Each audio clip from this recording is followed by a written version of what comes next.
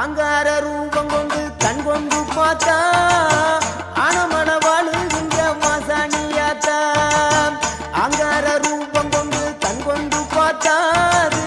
ஆனமன வாழுகின்ற மாசாணியாத்தா பொன்மாறி பொழிபவளே பொள்ளாச்சி மாரியம்மா பூனாச்சி மலையினிலே வால்பார மாரியம்மா அகிலமெல்லாம் வாழ்பவளே ஆங்கார நீலி ஆனமல வாழுகின்ற மாசாணி தாயி அகிலமெல்லாம் வாழ்